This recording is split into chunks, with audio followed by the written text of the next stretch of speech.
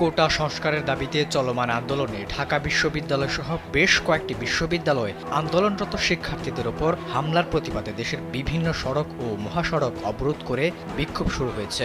মঙ্গলবার সকালে বিভিন্ন সড়ক মহাসড়ক অবরোধ করে বিক্ষোভ করেছেন আন্দোলনকারীরা। সারা দেশে কালবেলা প্রতিনিধিদের পাঠানো তথ্যে এসব জানা গেছে।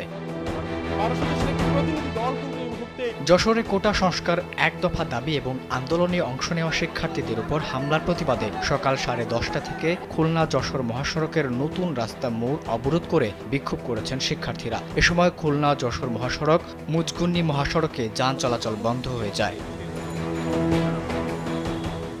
250-টিরও বেশি ডিজাইন অপশন নিয়ে ওয়ালটন স্মার্ট ফ্রিজ, বোঝে আপনার প্রয়োজন।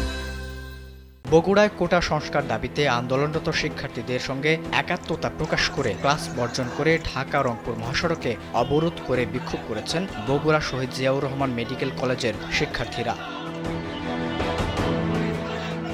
বেলা 11টার দিকে মেডিকেল কলেজ ক্যাম্পাসের বিভিন্ন সড়ক প্রদক্ষিণ করে তারা মহাসড়ক অবরোধ করেন। পরে প্রায় 45 মিনিট পর মেডিকেল কলেজের শিক্ষকরা এসে তাদের বুঝিয়ে কলেজ ক্যাম্পাসে ফিরিয়ে নিয়ে যান। 45 মিনিট পর মহাসড়কে যান চলাচল শুরু হয়। এর আগে সোমবার রাত 10:30টায় কলেজ চত্বরে বিক্ষোভ করেন সজিমেক শিক্ষার্থীরা। এ সময় সমাবেশে শিক্ষার্থীরা সাধারণ শিক্ষার্থীদের উপর চালানো হামলার ঘটনায় নিন্দা জানান। এ সময় তারা বলেন, কোটা একটি অভিশাপ, স্বাধীনতার 53 বছর পরও 56% কোটা একটি অন্যায্য ব্যবস্থাপনার ফল।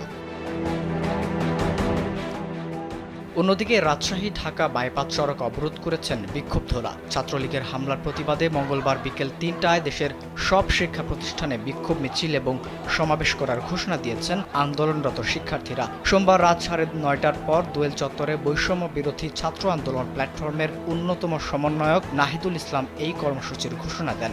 এরপরও কোটা বাতিল না হলে সারা দেশে অবরোধ কর্মসূচির ঘোষণা হবে বলে জানান তিনি। নাহিদ বলেন, পরিকল্পিতভাবে বহিরাগতদের এনে শিক্ষার্থীদের উপর হামলা চালানো হয়েছে। আবিদ হাসান, কালবেলা।